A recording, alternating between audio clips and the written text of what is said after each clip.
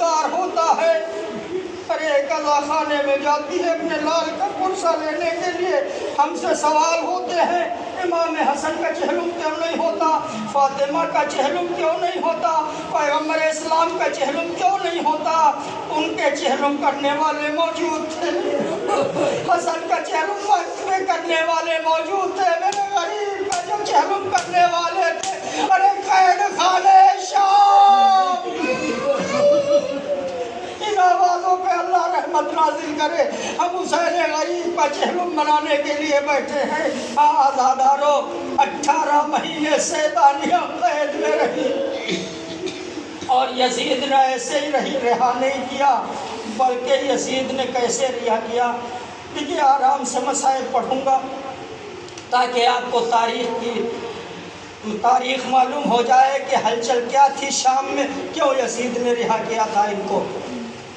تاریخ میں روایت ملتی ہے کہ جب جناب سکینہ کی، حسین کے سینے پہ سونے والی سکینہ کی شہادت ہو گئی، ہونے کے بعد میرے غریب بیمار امام ایک قید خانے میں پھرا تھا، ایک کھڑکی تھی اس پہ آ کے بہن کے سوگ میں بیٹھ جاتے تھے، اور بیٹھنے کے بعد ایک مرتبہ روایت بتاتی ہے ایک دن امام بیٹھے ہوئے تھے تو ایک ہرنی سامنے سے گزری، گزرنے کے بعد اس نے کہا مولا آپ مجھے بچا لیجئے، میرے پیچھے شکاری آ رہا ہے۔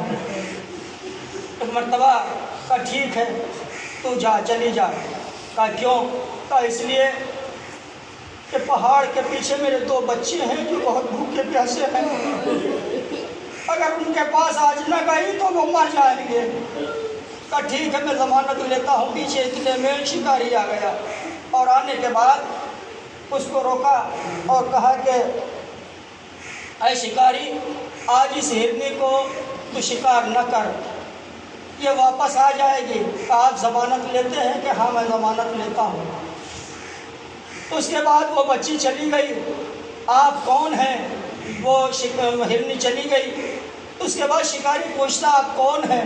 کہا تو مجھے نہیں جانتا، کیا رسول کا کلمہ پڑھتا ہے؟ کہا نہیں میں مسلمان نہیں ہوں۔ کہا تو نے نام محمد کا سنا ہے؟ میں ان کے گھرانے سے ہوں۔ کہا علی کا نام سنا ہے؟ کہا ہاں میں نے سنا ہے، میں مسلمان نہیں ہوں۔ اس کے بعد الغرض یہ واقعہ چھوڑتے ہوئے کہ بس اس انسان نے وہاں سے جب سننے کے بعد آیا، بازاروں میں اس نے اعلان کرنا شروع کر دیا۔ شام کے بازار میں چوراہے پہ آ کے کھڑا ہو گیا اور کہا کہ مسلمانوں کی غیرت تمہاری غیرت کو کیا ہو گیا ہے؟ میں مسلمان نہیں ہوں، تم ان کا کلمہ پڑھتے ہو، ان کی اولاد قید خانے میں قید ہے۔ جب دیکھا یہ ندا دے رہا ہے پورے شام میں، ایک مرتبہ یزید نے حکم دیا اس کو پکڑ کے لایا جائے۔ سپاہی پکڑ کے لائے، کہا اس کو قتل کر دیا جائے، یہ فضائل اہل بیت بیان کرتا ہے۔ بہرحال وہ قتل ہو گیا۔ قتل ہونے کے بعد ایک مرتبہ اس کی ایک بیٹی تھی اور ایک زوجہ تھی۔ جب اس کو پتہ چلا گھر سے کہ میرا وارث میرا شوہر قتل کر دیا گیا ہے، معلوم ہوا کہ اس کی وجہ سے قتل ہوا۔ کہا ایک وہ بیمار قید خانے میں ہے، ایک انسان ہے، اس کی وجہ سے یہ گیا، نہ جانے اس نے کیا کہا، جا کے شام کے بازاروں میں یہ اعلان کرنے لگا یزید نے قتل کرا دیا۔ وہ دوڑتی ہوئی آئی امام سجاد کے پاس، یہ بتائیے کہ آپ کون ہیں؟ آپ کون ہیں؟ امام نے تعارف کرایا، الغرض مختصر کرتے ہوئے واقعے کو، الغرض امام نے اپنا تعارف کرایا۔ اس نے ایک جملہ کہا، مولا میرا ایک ہی سہارا تھا، جو یتیمہ کا بات تھا اس کا یہ یتیم ہو گئی ہے، ایک ہی سہارا تھا وہ بھی آپ نے چھین لیا۔ امام نے باعجاز اشارہ کیا، زندان کا دروازہ کھلا، ہاتھ پکڑ لے کے چلے، کہا اے عورت چل، تیرے شوہر کی قبر کہاں ہے؟ قبر پہ لے جا کے کہا، کھڑے ہو گئے، یہی قبر ہے نا؟ ایک مرتبہ امام نے لفظوں سے پتہ نہیں کیا جملے کہے، کب شگاف ہوئی، وہ کھڑا ہو گیا اور یہ کلمہ پڑھتا ہوا مولا آپ مسلمان بنا لیجئے، مسلمان بنا لیجئے۔ ایک مرتبہ اس نے کلمہ پڑھا، جب وہ جانے لگا تو امام نے ایک جملہ اس سے کہا، اے زوجہ ایک بات سن لے اور چلی جا۔ کہا کیا ہے مولا؟ آپ کی محبت میں میرا شوہر قتل ہوا تھا، آپ نے اس کو زندہ کر دیا، اب کیا بات ہے؟ امام سجاد نے فرمایا، اے زوجہ میں اہل حرم وہ ہوں، قید میں صحیح، میں کسی یتیموں کا بیواؤں کا سہارا بنتا ہوں، کسی یتیم بیواؤں کا سہارا چھینتا نہیں ہوں۔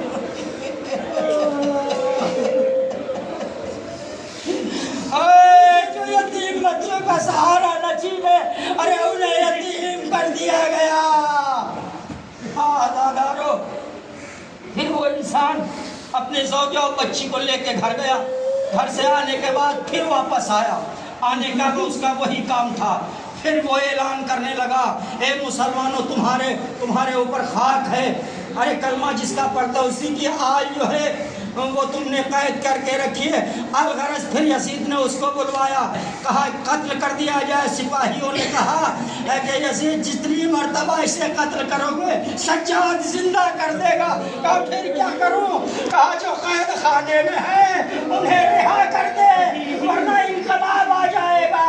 بس یہ سن کے یزید نے کہا، سجاد کو بلایا اور کہا سجاد آج سے میں نے تمہیں رہا کیا، اس لیے یزید نے رہا کیا ہے۔ جب شام میں ایک انقلاب برپا ہو گیا، ہاں آزادارو، ایک مرتبہ یزید نے سید سجاد کو بلایا۔ سید مختصر عزیزان گرامی، مصائبوں کو مختصر اس لیے کہ کربلا تک یہ مصائب لے چل رہا ہے۔ آزادارو کربلا تک جہنم تک کر مصائبوں کو لے کے جانا ہے۔ اب سنیے، یزید نے کہا سجاد میں نے تمہیں رہا کیا۔ امام سجاد نے فرمایا، یزید میری 3 شرطیں ہیں، میری 3 شرطیں ہیں۔ کہا کیا؟ کہا میری پہلی شرط یہ ہے کہ میرے سر جو تو نے شہداء کے شہید کے سروں کو دے دے۔ کہا مالنی شرط، کہ جو تو نے تبرکات جو کربلا میں لوٹے ہیں وہ دے دے۔ یزید نے وہ بھی شرط مان لی، لیکن ہاں آزادارو تیسری شرط امام نے رکھی، جس آپ فرش عزا پہ آزادارو آج بیٹھے ہیں یہ سید سجاد اور جناب زینب کی دین ہے، یہ فرش عزا۔ کہا یزید ایک مکان خالی کرا دے، میں اپنے بابا کو رو نہیں پایا۔ اجرکم اللہ، خدا آپ کو کسی غم میں نہ رلائے سوائے غم مظلوم کربلا کے۔ ہاں آزادارو مکان خالی کرایا گیا، سب سروے شہداء لے جانے لگے، تبرکات آنے لگے، ایک ندا دے دی گئی، ارے تمام شام کی عورتیں اس جگہ جمع ہو گئیں۔ ایک مرتبہ، پہلی مرتبہ یہ مجلس شام میں ایک مکان میں جناب زینب نے برکات برپا کی۔ آپ آزاداروں سنتے ہیں کیا مجلس آپ سنتے ہیں کہ ایک ذاکر ممبر پہ مجلس میں پڑھنے بیٹھا ہے یا ذاکرہ پڑھنے کے لیے بیٹھی، آپ ایسے مجلس یا شام کے قید خانے میں شہزادی نے ایسے مجلس پڑھی ہوگی؟ ایسے نہیں پڑھی ہوگی۔ ساری سیدانی آج ایک طرف جمع ہوئی ہے، ایک طرف شام کی عورتیں، اب ایک ایک سر آتا جاتا تھا، ایک ایک کا آغوش میں لیتی جاتی ہے۔ مختصر کرتے ہوئے مصائب کو میں مختصر کرتے ہوئے، بازاداروں ایک مرتبہ سر آتے جاتے تھے، یہ فضائلوں کو چھوڑتے ہوئے سر آتے جاتے تھے، لیکن کیسے مجلس ہو رہی تھی؟ ایک طرف سے ایک بی بی ایک کونے سے اٹھتی تھی، واپس آ، بس تمام بیویاں کو حرام بپا ہو جاتا ہے۔ تھوڑی دیر کے بعد رونے کے بعد جب بیویاں خاموش تھی تو دوسرے کونے سے کوئی بیوی اٹھتی تھی، ہائے علی اکبر، یہ اس کے بعد بیویاں خاموش ہو جاتی، اس کے بعد کبھی چوتھے سے ہائے حسینہ، یہ صدا بلند ہوتی رہی۔ بازاداروں یہ قافلہ چلا، قافلہ چلنے کے بعد بشیر ابن جزلم یہ قافلے کا سالار بنا۔ جب دوراہے پہ پہنچا، ایک قافلہ ایک راستہ مدینے کو جاتا، ایک کربلا کو جاتا ہے۔ بشیر نے کہا کہ اے سجاد، ارے کیا مدینے جاؤ گے یا کربلا جاؤ گے؟ زینب نے سواری سے کہا اے سجاد، بشیر سے کہہ دے پہلے میں کربلا جاؤں گی، میں اپنے بھائیا کا جی بھر کے رو نہ سکی۔ قافلہ کربلا پہنچا۔ المختصر، بس 2-3 منٹ کی زحمت آزادارو، 2-3 منٹ کی زحمت آزادارو۔